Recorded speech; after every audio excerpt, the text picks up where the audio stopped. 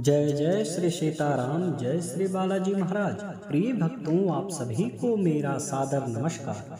प्रिय भक्तों, आज का वीडियो उन सभी भक्तों के लिए है जिनकी कोई भी इच्छा व मनोकामना बहुत दिनों से पूरी नहीं हो रही है, जिनके जीवन में विभिन्न प्रकार की परेशानी व नकारात्मक शक्ति या ग्रह क्लेश बना रहता है।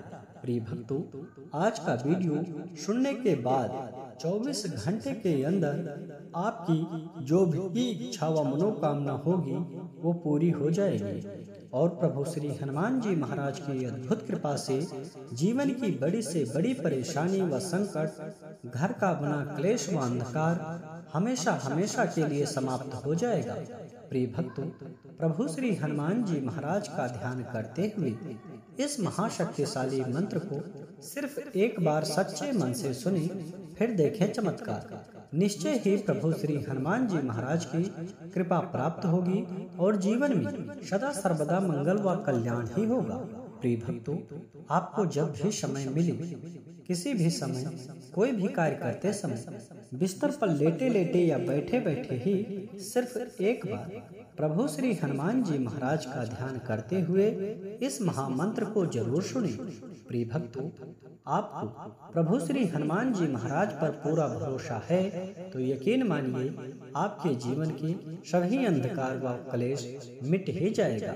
प्रिय भक्तों, अगर आपको समस्त प्रकार की संकट व परेशानियों से मुक्ति पाना है तो आइए बिना देर की इस महाशक्तिशाली व सिद्ध मंत्र को सुने। इससे पहले आप सभी भक्तों से छोटा सा निवेदन है, अगर आप हमारे चैनल पर नए हैं तो चैनल को सब्सक्राइब करके कमेंट में जय श्री राम, जय बालाजी महाराज लिखकर आप अपनी हाजिरी जरूर लगा दें। प्रिय भक्तों, यह महाशक्तिशाली व सिद्ध मंत्र है। ओम नमो हनुमते रुद्रावताराय अध्यात्मकादि दैविकादि भौतिकतापत्र निवारणाय रामदूताय स्वाहा। ओम नमो हनुमते रुद्रावताराय अध्यात्मकादि दैविकादि भौतिकतापत्र निवारणाय रामदूताय स्वाहा। ओम नमो हनुमते रुद्रावताराय अध्यात्मकादि दैविकादि भौतिकतापत्र निवारणाय रामदूताय स्वाहा। ओम नमो हनुमते रुद्रावताराय अध्यात्मकादि दैविकादि भौतिकतापत्र निवारणाय रामदूताय स्वाहा। ओम नमो हनुमते रुद्रावताराय अध्यात्मकादि दैविकादि भौतिकतापत्र निवारणाय रामदूताय स्वाहा।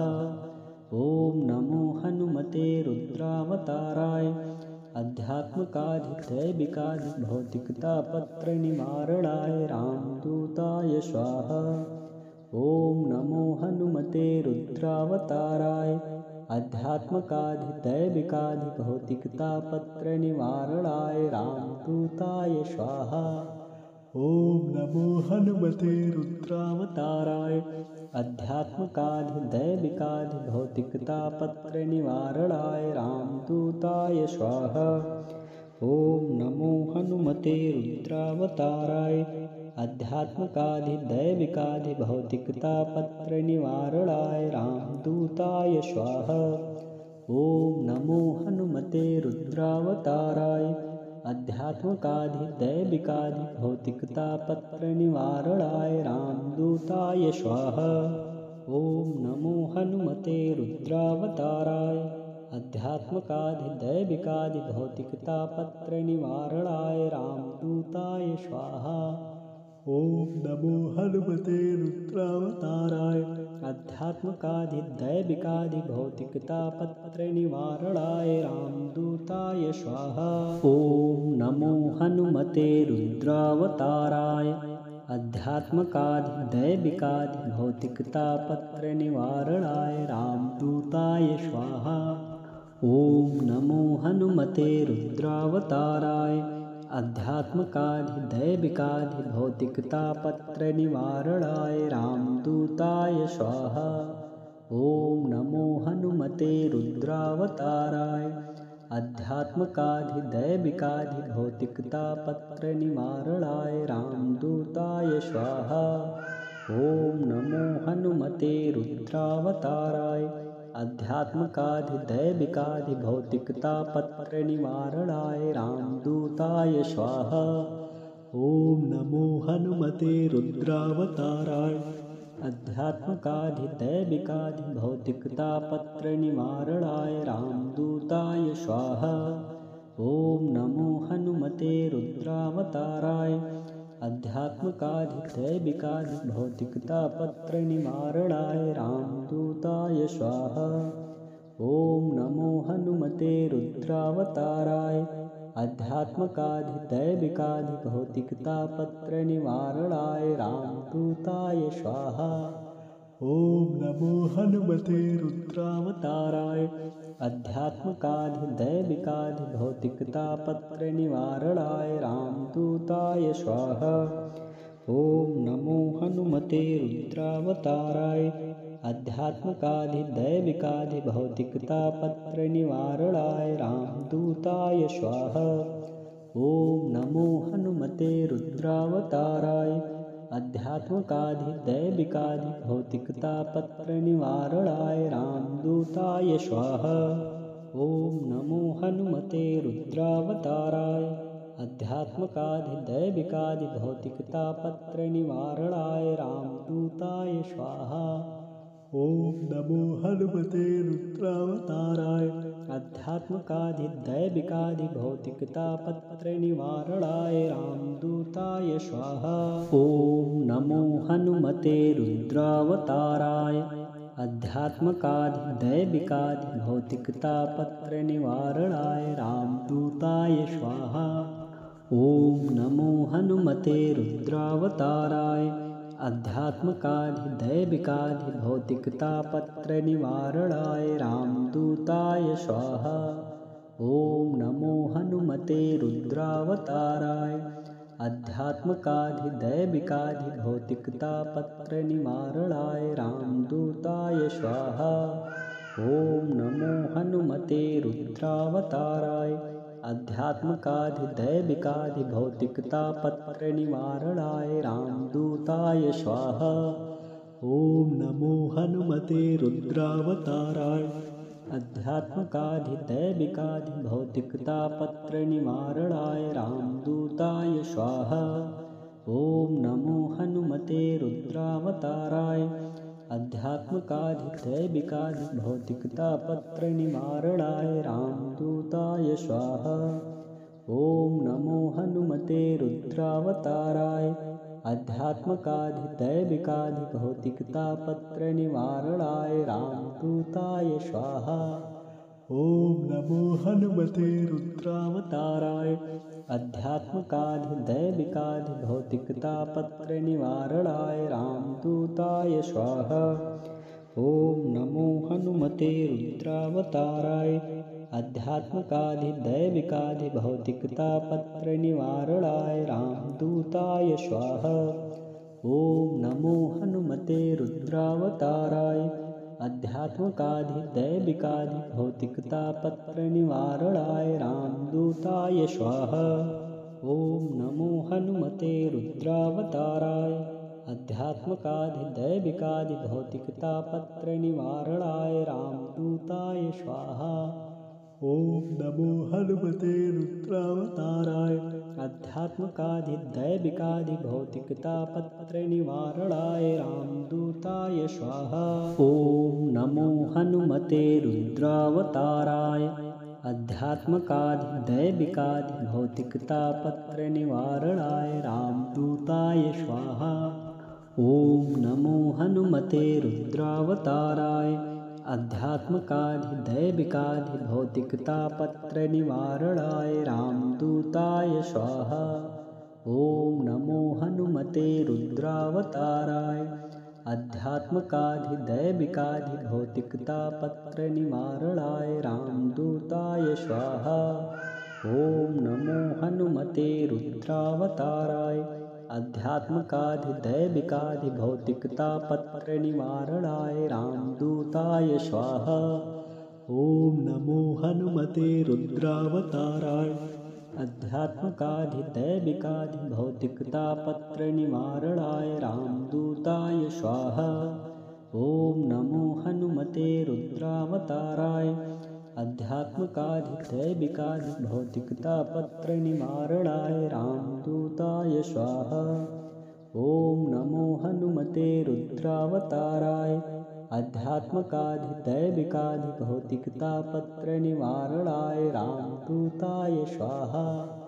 ॐ नमो हनुमते रुद्रावताराय आध्यात्मकाधिदैविकाधिभौतिकतापत्रनिवारणाय रामदूताय स्वाहा।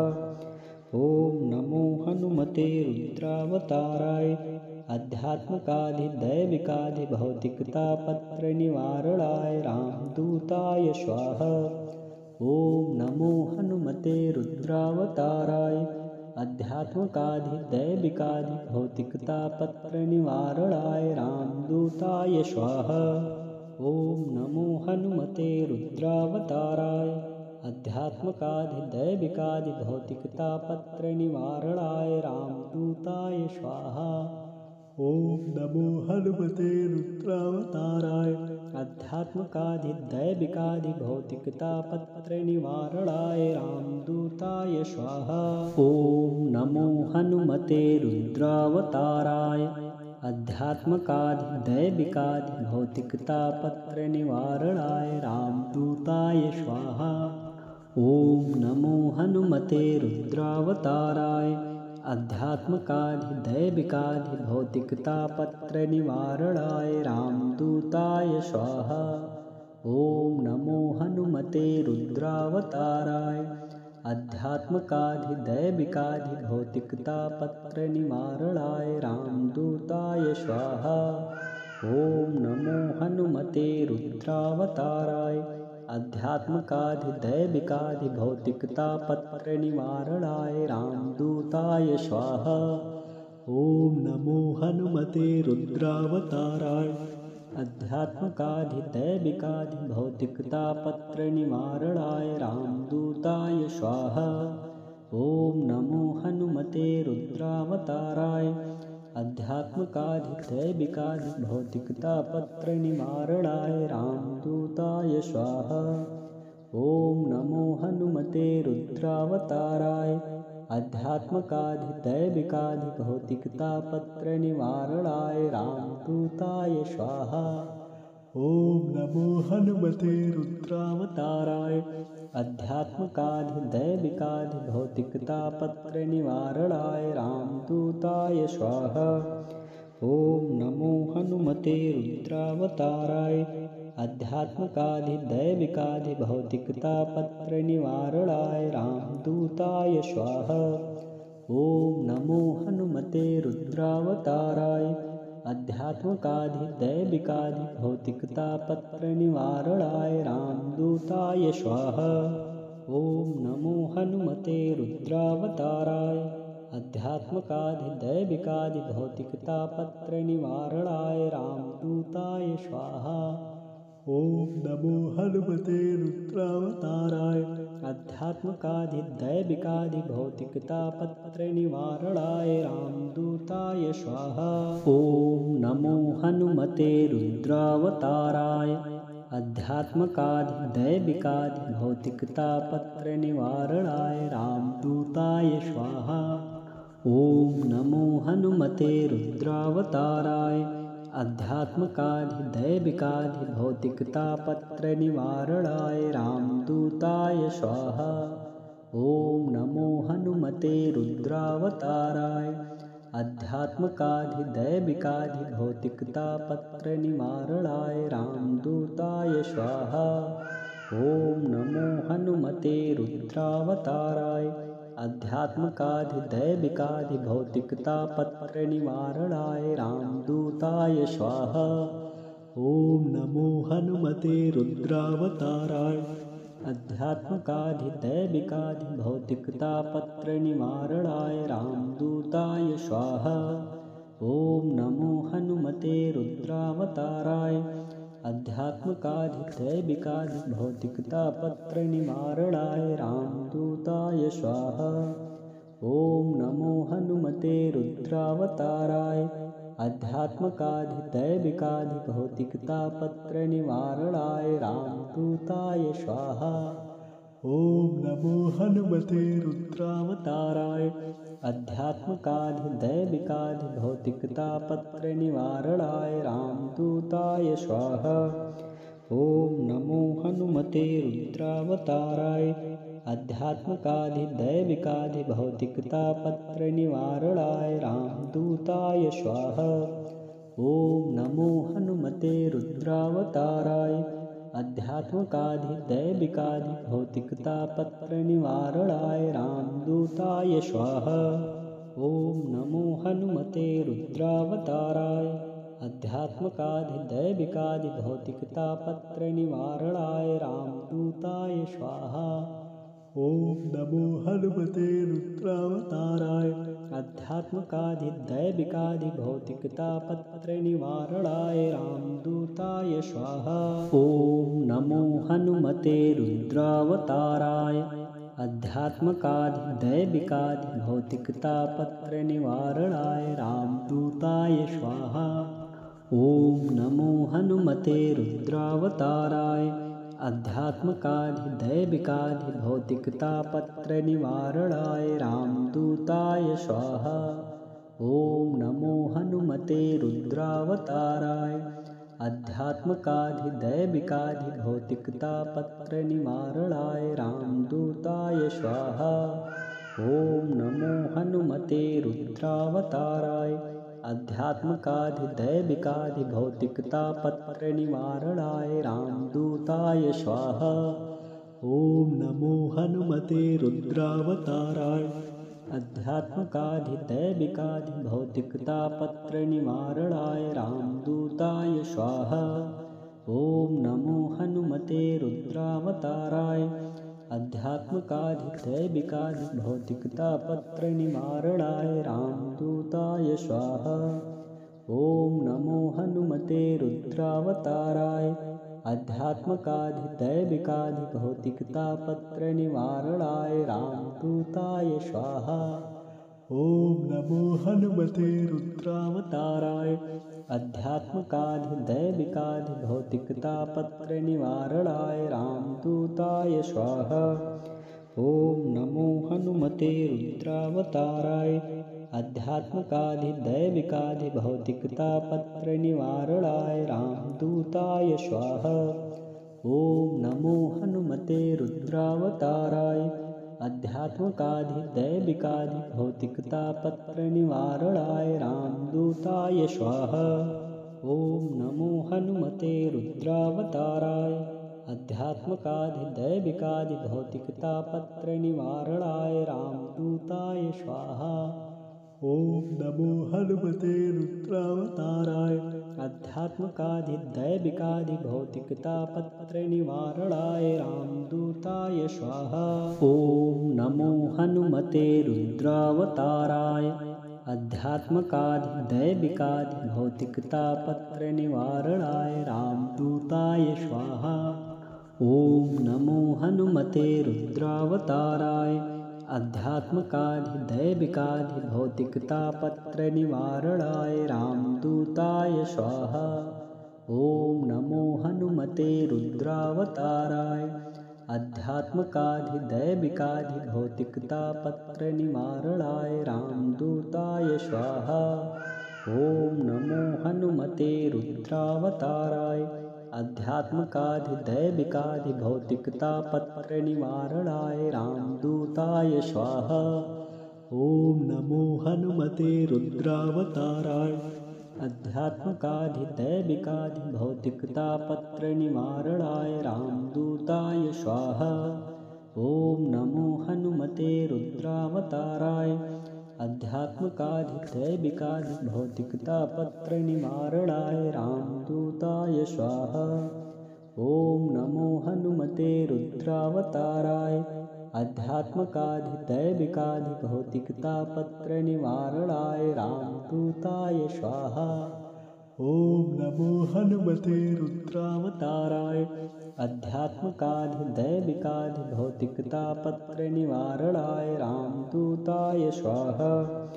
ओम नमो हनुमते रुद्रावताराय आध्यात्मकाधिदैविकाधिभौतिकतापत्रनिवारणाय रामदूताय स्वाहा। ओम नमो हनुमते रुद्रावताराय आध्यात्मकाधिदैविकाधिभौतिकतापत्रनिवारणाय रामदूताय स्वाहा। ओम नमो हनुमते रुद्रावताराय आध्यात्मकाधिदैविकाधिभौतिकतापत्रनिवारणाय रामदूताय स्वाहा। ओम नमो हनुमते रुद्रावताराय आध्यात्मकाधिदैविकाधिभौतिकतापत्रनिवारणाय रामदूताय स्वाहा। ओम नमो हनुमते रुद्रावताराय आध्यात्मकाधिदैविकाधिभौतिकतापत्रनिवारणाय रामदूताय स्वाहा। ओम नमो हनुमते रुद्रावताराय आध्यात्मकाधिदैविकाधिभौतिकतापत्रनिवारणाय रामदूताय स्वाहा। ओम नमो हनुमते रुद्रावताराय आध्यात्मकाधिदैविकाधिभौतिकतापत्रनिवारणाय रामदूताय स्वाहा। ओम नमो हनुमते रुद्रावताराय आध्यात्मकाधिदैविकाधिभौतिकतापत्रनिवारणाय रामदूताय स्वाहा। ओम नमो हनुमते रुद्रावताराय आध्यात्मकाधिदैविकाधिभौतिकतापत्रनिवारणाय रामदूताय स्वाहा। ओम नमो हनुमते रुद्रावताराय आध्यात्मकाधिदैविकाधिभौतिकतापत्रनिवारणाय रामदूताय स्वाहा। ओम नमो हनुमते रुद्रावताराय आध्यात्मकाधिदैविकाधिभौतिकतापत्रनिवारणाय रामदूताय स्वाहा। ओम नमो हनुमते रुद्रावताराय आध्यात्मकाधिदैविकाधिभौतिकतापत्रनिवारणाय रामदूताय स्वाहा। ओम नमो हनुमते रुद्रावताराय आध्यात्मकाधिदैविकाधिभौतिकतापत्रनिवारणाय रामदूताय स्वाहा। ओम नमो हनुमते रुद्रावताराय आध्यात्मकाधिदैविकाधिभौतिकतापत्रनिवारणाय रामदूताय स्वाहा। ओम नमो हनुमते रुद्रावताराय आध्यात्मकाधिदैविकाधिभौतिकतापत्रनिवारणाय रामदूताय स्वाहा।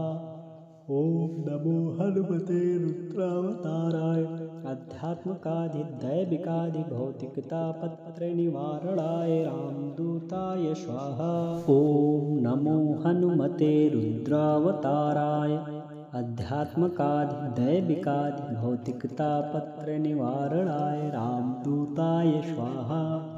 ओम नमो हनुमते रुद्रावताराय आध्यात्मकाधिदैविकाधिभौतिकतापत्रनिवारणाय रामदूताय स्वाहा। ओम नमो हनुमते रुद्रावताराय आध्यात्मकाधिदैविकाधिभौतिकतापत्रनिवारणाय रामदूताय स्वाहा।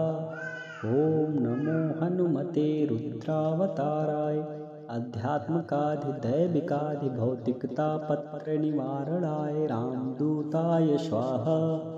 ओम नमो हनुमते रुद्रावताराय आध्यात्मकाधिदैविकाधिभौतिकतापत्रनिवारणाय रामदूताय स्वाहा। ओम नमो हनुमते रुद्रावताराय आध्यात्मकाधिदैविकाधिभौतिकतापत्रनिवारणाय रामदूताय स्वाहा। ओम नमो हनुमते रुद्रावताराय आध्यात्मकाधिदैविकाधिभौतिकतापत्रनिवारणाय रामदूताय स्वाहा। ओम नमो हनुमते रुद्रावताराय आध्यात्मकाधिदैविकाधिभौतिकतापत्रनिवारणाय रामदूताय स्वाहा। ओम नमो हनुमते रुद्रावताराय आध्यात्मकाधिदैविकाधिभौतिकतापत्रनिवारणाय रामदूताय रामदूताय स्वाहा। ॐ नमो हनुमते रुद्रावताराय आध्यात्मकाधिदैविकाधिभौतिकतापत्रनिवारणाय रामदूताय स्वाहा। ॐ नमो हनुमते रुद्रावताराय आध्यात्मकाधिदैविकाधिभौतिकतापत्रनिवारणाय रामदूताय स्वाहा। ॐ नमो हनुमते रुद्रावताराय आध्यात्मकाधिदैविकाधिभौतिकतापत्रनिवारणाय रामदूताय स्वाहा। ॐ नमो हनुमते रुद्रावताराय आध्यात्मकाधिदैविकाधिभौतिकतापत्रनिवारणाय रामदूताय स्वाहा। ॐ नमो हनुमते रुद्रावताराय आध्यात्मकाधिदैविकाधिभौतिकतापत्रनिवारणाय रामदूताय स्वाहा। ॐ नमो हनुमते रुद्रावताराय आध्यात्मकाधिदैविकाधिभौतिकतापत्रनिवारणाय रामदूताय स्वाहा। ॐ नमो हनुमते रुद्रावताराय आध्यात्मकाधिदैविकाधिभौतिकतापत्रनिवारणाय रामदूताय स्वाहा। ॐ नमो हनुमते रुद्रावताराय आध्यात्मकाधिदैविकाधिभौतिकतापत्रनिवारणाय रामदूताय स्वाहा। ॐ नमो हनुमते रुद्रावताराय आध्यात्मकाधिदैविकाधिभौतिकतापत्रनिवारणाय रामदूताय स्वाहा। ॐ नमो हनुमते रुद्रावताराय आध्यात्मकाधिदैविकाधिभौतिकतापत्रनिवारणाय रामदूताय स्वाहा।